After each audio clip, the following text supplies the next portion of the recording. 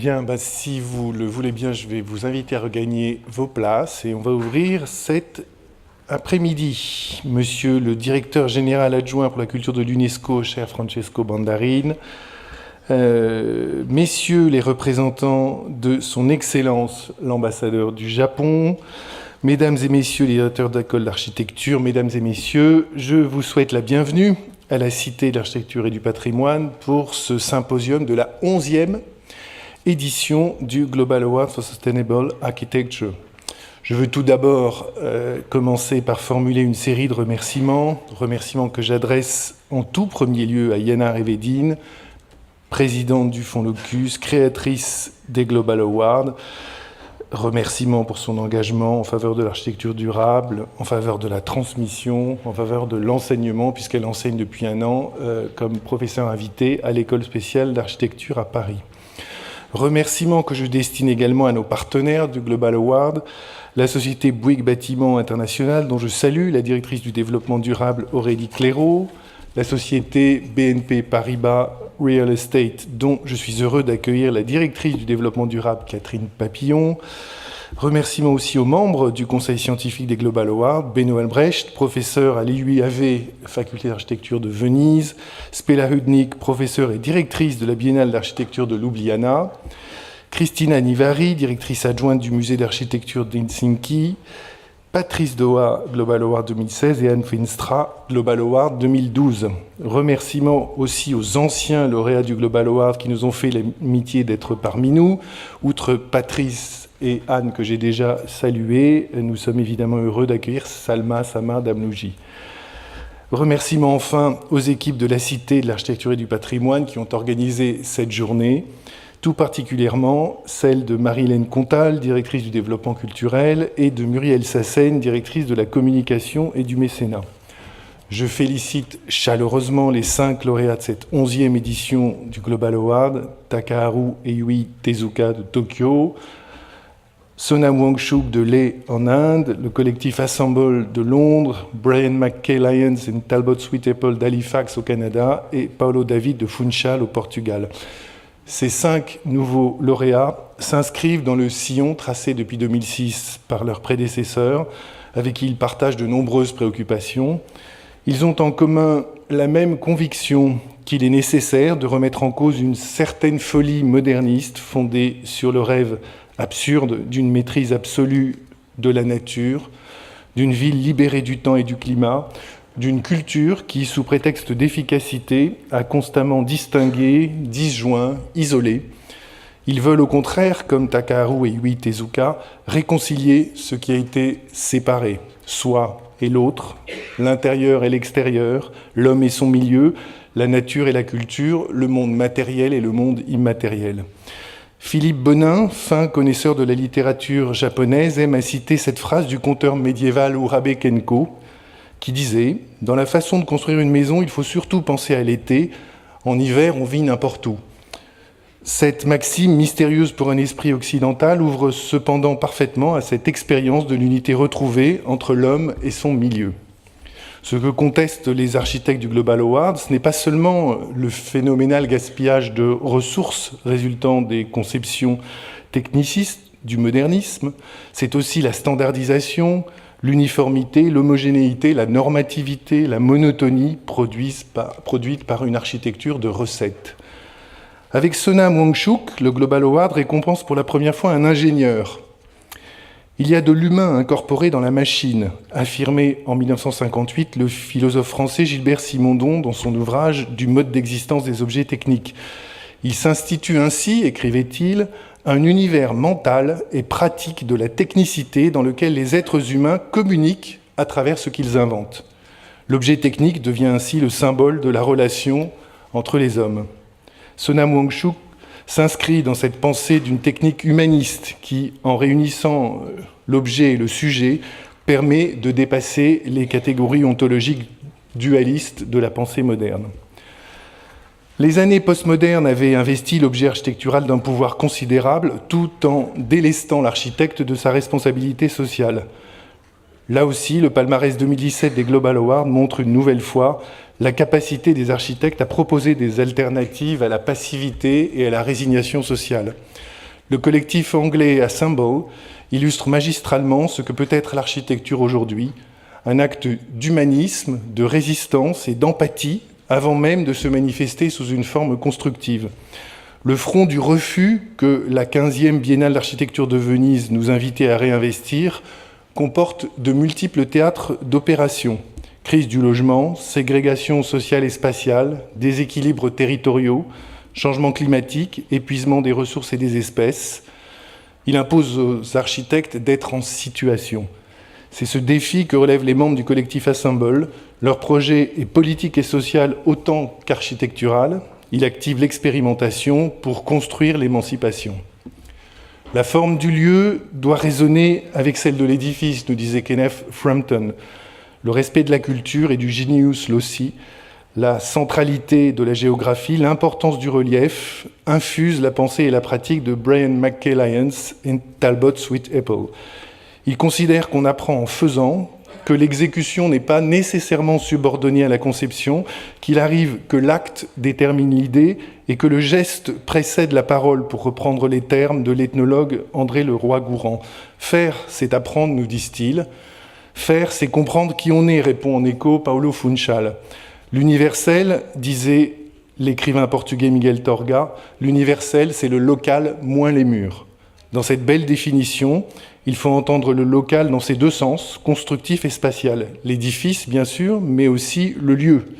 Pour accueillir l'autre, il faut avoir conscience de sa propre culture et donc se connaître avant de pouvoir s'ouvrir, car les peuples à la mémoire courte n'ont pas d'avenir. La globalisation, qui prétendait abolir les frontières économiques, a engendré des murs électrifiés et des systèmes de vidéosurveillance. Il est urgent de réinventer des portes battantes comme celle de Marcel Duchamp, à la fois ouvertes et fermées, afin de promouvoir une identité qui repose non sur la racine et la clôture, mais sur la relation. Le Portugal peut ici nous servir d'exemple dans sa capacité à préserver la spécificité de sa propre culture, tout en s'ouvrant au vaste monde, inscrivant ainsi son architecture dans cet universalisme singulier, fruit d'une synthèse originale entre le global et le local, que nous avons mis à l'honneur l'an dernier ici même dans l'exposition conçue par l'architecte Nuno Grande. Les lauréats distingués dans ce palmarès 2017 des Global Awards manifestent, on le voit, chacun à leur manière, une même capacité à mobiliser les ressources invisibles dont parle Yana Revedin, le temps, le processus, l'expérimentation. Ces ressources, ce sont à la fois des ingrédients, des recours, des richesses. L'architecture, ce n'est pas seulement un service, c'est aussi un savoir à l'articulation de la conception et de la pratique, de la pensée et du faire, un savoir qui permet de penser la totalité du monde. Vitruve, dans sa célèbre énumération des connaissances nécessaires à la formation de l'architecte, ne disait pas autre chose quand il le voyait à la fois en homme de lettres, dessinateur, musicien, géomètre, astronome et médecin. L'architecte de l'Antiquité affirmait déjà ainsi la dimension spéculative de l'architecture, sa vocation à coordonner différents champs de connaissances pour élaborer le dispositif complexe qu'est le projet.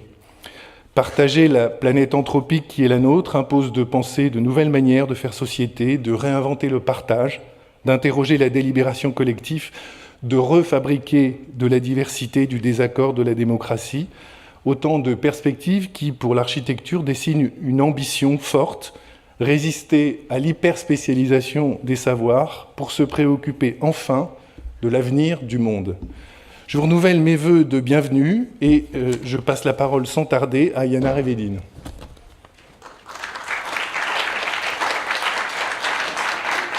Merci, cher Guy. Et bonjour et bienvenue au Global Award 2017, 11e édition et 10e fois dans le Palais Chaillot, où la Cité de l'Architecture s'est installée, ça fait exactement 10 ans. Pour nous inviter, il ne faut jamais oublier que c'est ce palais où les droits de l'homme étaient formulés et signés en 1948. Donc, bienvenue et à la longue liste de remerciements déjà exprimés par Guy, merci pour ça. Je somme encore deux remerciements. Comme l'a chercheur, la fameuse et très très importante chercheure Rita Levi-Montalcini, italienne, aime dire tout ce que reste en nous, et tout ce que reste de nous est ce qu'on a transmis. Je veux remercier à notre éditeur, la Maison Gallimard de Paris, et à Sabine Blagnac. Sans l'éditeur, l'écrivain n'existe pas. Et nous, aujourd'hui, on fête la 5e édition de notre Sustainable Design vers une nouvelle éthique pour l'architecture et la ville, avec ces beaux covers de Kengo Kuma. Comme vous savez, ça fait déjà maintenant collection. C'est chaque fois on a le plaisir de vous présenter les 5 monographies sur les lauréats de l'année avant. Et à côté de cette transmission de votre travail et de votre approche théorique, éthique, sociale, politique surtout, on a aussi pris l'habitude, et ça fait une autre collection déjà, de publier des petits bouquins très économiques, très légers, presque pocket format, qui s'appelle par exemple La Ville révèle ou Réenchanter le monde. Et cette année, avec Gallimard, on a le plaisir de préparer un prochain pour l'année prochaine qui va s'appeler justement, qui va tourner autour de ce concept des ressources pas matérielles, immatérielles, intouchables, invisibles, qui sont bien sûr une ressource très très importante de l'architecture, de la pensée de l'architecture. Parce que ressources, ça veut dire bien sûr matières premières, ressources naturelles, énergétiques, minérales, mais ça veut dire aussi, dans vraiment le sens du mot, richesse, abondance, solution, acteur, capacité, aptitude. Donc ces ressources invisibles vont être notre sujet et, chers lauréats de cette année du Global Award, ce que le début de notre travail ensemble, ce prix, je l'ai créé avec mes fidèles partenaires scientifiques et avec la Cité de l'Architecture comme notre maison de transmission culturelle.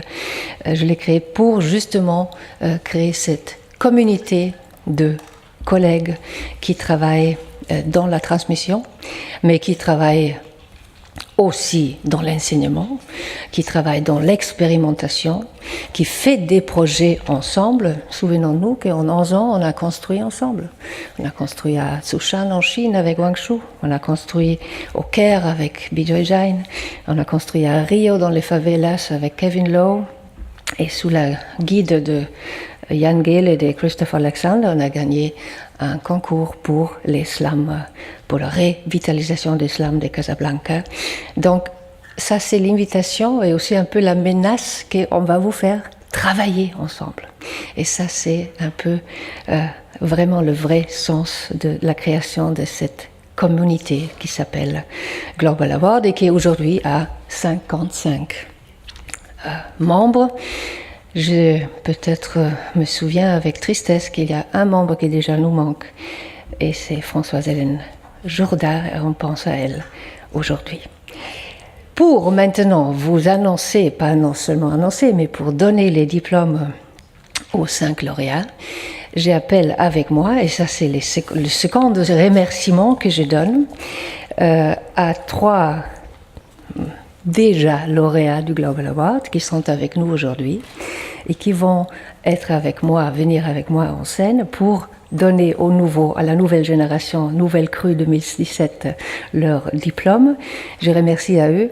Il y a des lauréats qui sont extrêmement actifs et engagés dans notre communauté et je souhaite que ça va encore se développer encore plus dans toutes les directions vers justement un développement de l'architecture comme agent des droits civiques de l'espace, dans la spatialité et d'une émancipation des sociétés. C'est ça notre éthique, c'est ça ce que je crois.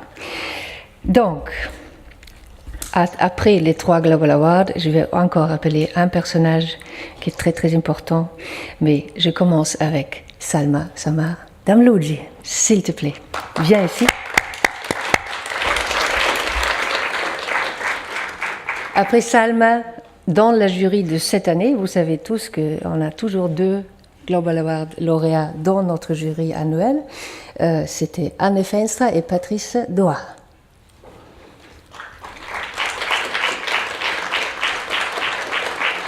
Oui, les Patrice.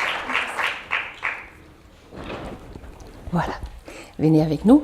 Et le dernier, mais pas du tout le dernier, depuis le début de ce prix, à mon côté, à notre côté, et toujours avec vous, et quelqu'un qui est pas seulement connaisseur, mais passionné de l'architecture, Francesco Banderin, directeur général culture de l'UNESCO.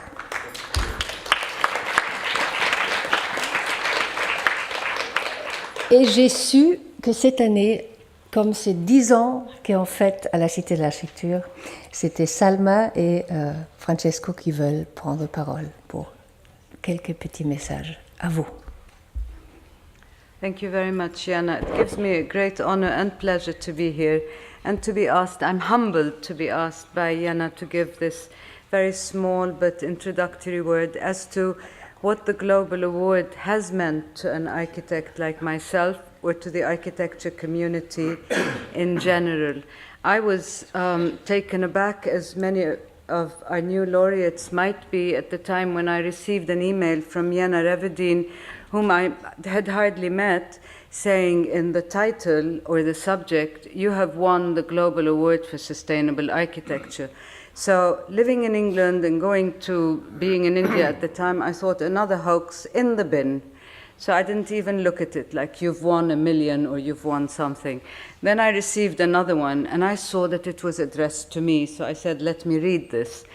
And I must admit that I was completely taken aback and surprised at the time that anybody should have recognized the work that we were doing without any public relations, without any media, without any monies being paid at the time to advertise the work that was taking place in a very remote, unknown place in Yemen that everybody unfortunately knows of today because of a terrible and disgusting war and annihilation that has been taking place since 2013.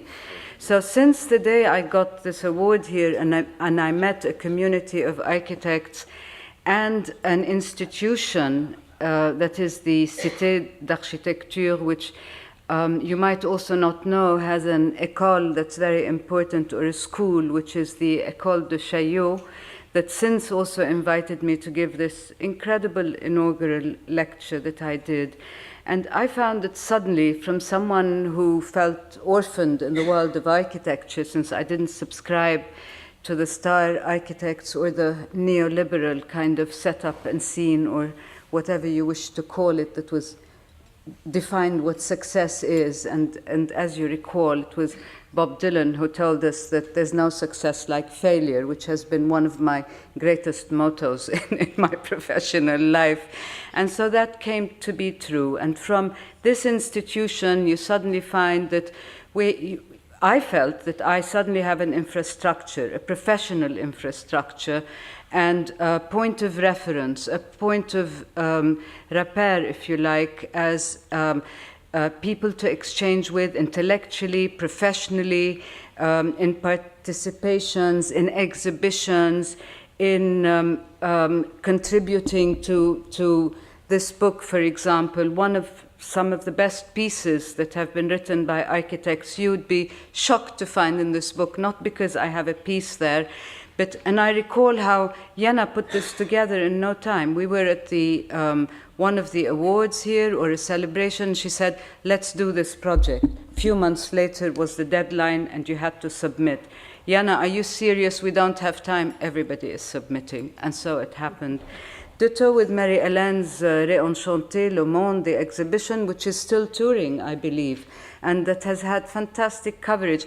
So what I think is important is not so much the gratification of getting this award, but the feeling that there's an infrastructure that contains the work of architects who seriously are the architects that are presenting alternative architecture, an architecture that is what I've always called the other architecture.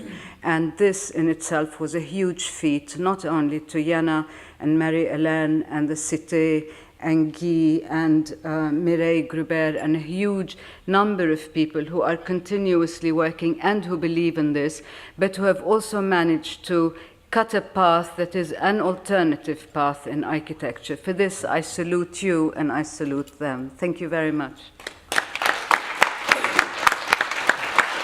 Merci.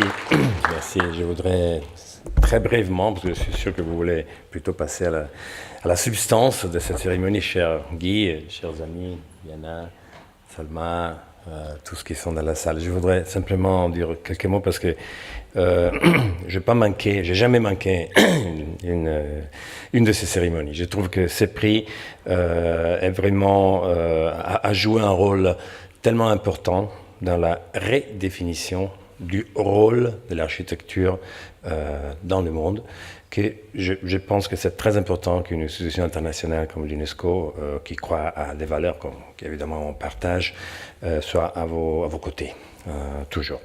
Je pense que c'est très simplement, il faut dire que dans les dernières décennies, et vous avez été, Yana, et vous tous avez été des précurseurs, il y a eu un changement assez radical de la signification de l'architecture. Je me souviens très bien, dans les années 80, 90, même 2000, l'architecture, c'était essentiellement les designs. Donc, c'était essentiellement la forme qui venait mise en avant et qui devenait la signification de ce que l'architecture était. Vous certainement avez visité toutes les biennales de ces années, vous avez vu que c'était essentiellement une collection, une boutique, une collection de design. Bon, tout ça a changé depuis 10 ans. Je pense peut-être, il faudra peut-être élaborer pourquoi, mais il y a eu des raisons structurelles pour ça. Et l'architecture, petit à petit, s'est transformée dans ce que nous voyons aujourd'hui, c'est-à-dire un exercice intellectuel et pragmatique de soutien à côté des besoins des gens. Quand vous dites architecture humaniste, vous voulez dire ça. Vous voulez dire une architecture qui regarde au peuple, regarde aux besoins qui existent, regarde aux crises des sociétés, qui regarde au changement de la société et qui s'insère dans cette transformation avec humilité et avec des solutions. Donc, une proposition théorique qui devient évidemment tout de suite une proposition pragmatique, c'est-à-dire des solutions. C'est ça qu'on voit ici, toujours dans ces prix. Tous les prix, tous les projets qui sont les auteurs qui ont été sélectionnés ont la même vision. Ce n'est pas une vision auto-centrée pour faire un beau design. Ça n'a aucune importance. Évidemment, le résultat esthétique, le résultat formel est très important. On est architecte quand même. Mais ce qui compte aussi, c'est la réponse à la sollicitation qui nous vient de la société. Tout ça a influencé beaucoup la façon dans laquelle l'architecture est montrée au public aujourd'hui. Guy, vous avez mentionné la biennale de l'année passée, hein, et même celle d'avant peut-être. Les Coulas, déjà, c'était des biennales qui ouvraient une réflexion sur ça. Il y a eu toujours, pendant 40 ans, je pense, il faut le dire aussi, le prix Aga Khan, qui a toujours mis l'accent sur cette affaire. J'ai compris, peut-être pas seulement nous, mais tout le monde a compris que le vent avait changé quand les Pritzker Prize a été donné à Wang Shu et à Ravenna, et pas seulement à Zaha Hadid ou je ne sais pas quoi. Je pense aussi que la grande association des architectes à laquelle Yana offre son soutien, la WIA, l'Union internationale des architectes, a pris cette démarche en plein titre. Il y aura le congrès cette année. Je suis sûr que ça représente aussi un forum, une voie importante pour tout ça. Donc, une architecture pour les gens, une architecture qui répond aux besoins, qui répond même à une société qui change. La société contemporaine devient de plus en plus une société plurielle. Il faut accepter ça. Donc l'architecture doit se mettre dans cette même veine, dans cette même direction. Je pense que vous trouvez tout ça aussi dans certaines conclusions qui ont été données par la communauté internationale au problème de l'habitat de la ville l'année passée, quand la grande conférence Habitat 3 s'est tenue en octobre 2016 à Quito. Je pense que c'est important de voir que c'était un changement aussi. Par exemple, certains aspects qui avant n'étaient pas trop considérés par la conférence Habitat3, qui a toujours essayé d'identifier les gros problèmes à l'échelle planétaire, mais par exemple les questions de l'espace public, les questions même de la qualité du design, la planification, tout ça ont été mis en avant comme, disons, des défis à prendre pour les années et les décennies à venir. Nous, comme UNESCO, on a participé à cet effort. Peut-être vous avez vu, on a produit un gros rapport, ça s'appelle Culture Urban Future, le futur urbain. Vous le trouvez gratis sur le site UNESCO, vous pouvez les décharger. C'est un gros rapport, une analyse de quelle est la signification du patrimoine urbain et quelles sont les mesures, les politiques qu'on peut mettre en place pour le préserver, mais aussi pour les mettre au service du développement. Donc c'est un grand démarche sur laquelle je pense que l'UNESCO continuera à travailler dans les prochaines décennies. Donc, tu as parlé, Guy, d'architecture humaniste. Je pense que c'est un très beau terme et je voudrais vous quitter avec ça. C'est vraiment le futur, l'architecture humaniste. Merci.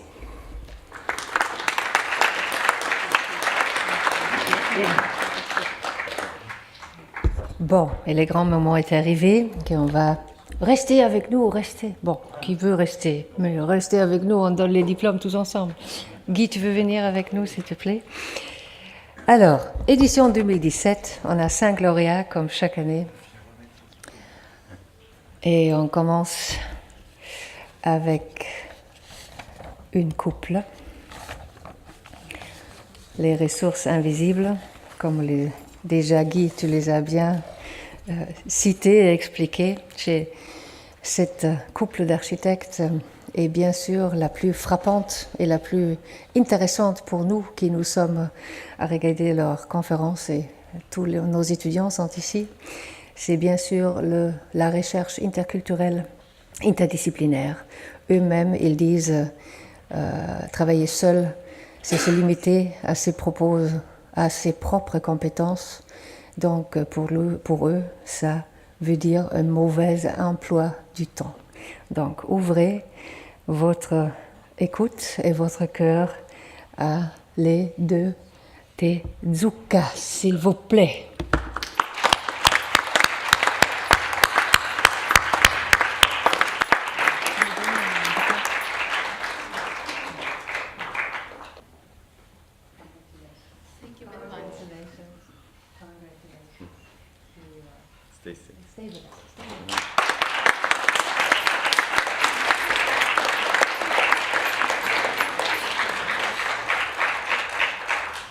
Second lauréat, un ingénieur. C'est la première fois que le Global Award honore un ingénieur.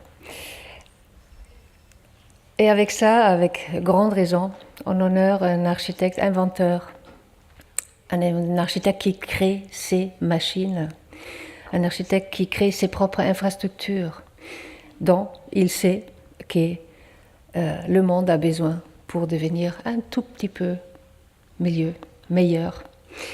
Ça me souvenait, vous allez le lire dans l'introduction, à une phrase que Bruno Taut, mon grand modèle de l'architecture réformiste allemande, dit pendant le bel milieu de la Première Guerre mondiale, en 1916. Il dit « Notre temps n'a qu'une seule dimension, vouloir mieux ». Et on salue notre ami de l'Inde, Sonam Wangchuk.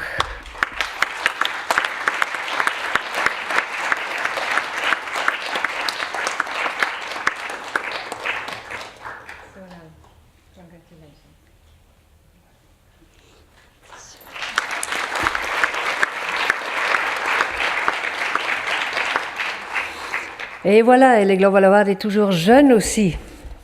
Nous, on prend un peu les âges maintenant, mais il y a une nouvelle génération qui nous attend, qui est déjà la génération presque de mes étudiants.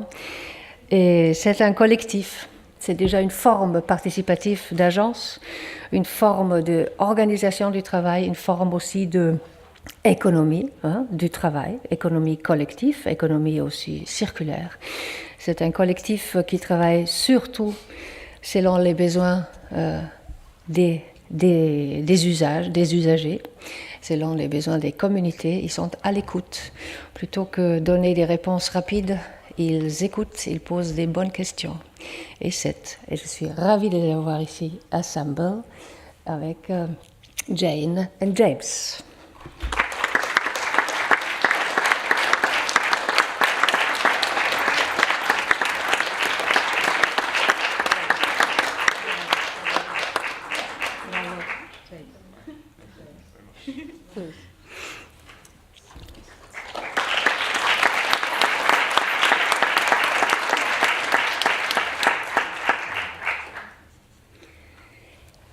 Des ressources immatérielles ou invisibles peuvent aussi être un lieu, tout simplement. Et là, on a un collègue de nous qu'on a admiré depuis longtemps, qui se fait son chemin dans son lieu, qui est une île. C'est une île très proche culturellement à le monde entre Europe et méditerranéenne. C'est un collègue portugais, il habite à Madeira et c'est Paulo David.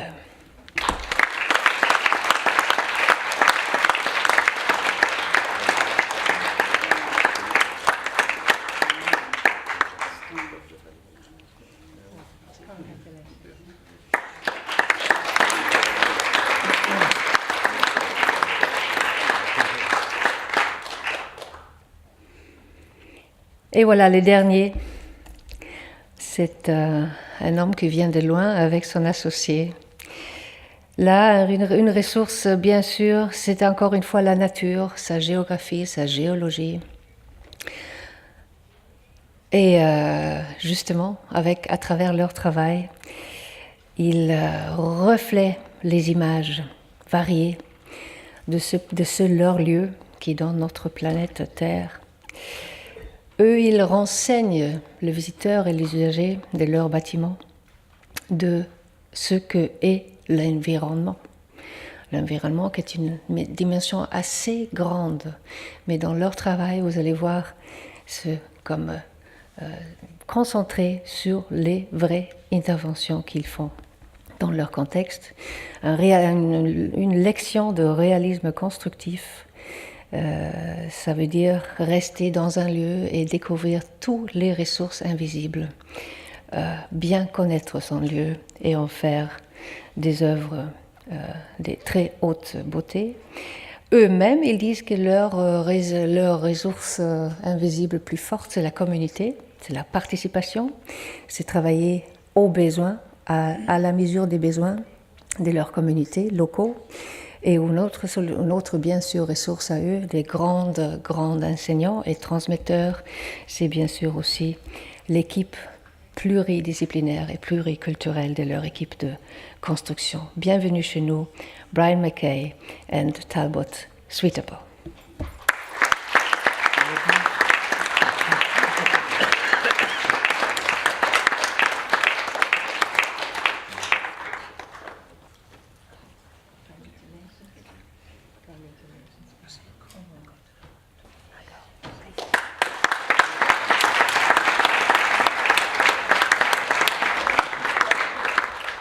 Merci beaucoup. Ça, c'est la dernière image qui est pour notre photo de groupe qu'on va faire maintenant avec tous les lauréats et tous les anciens lauréats.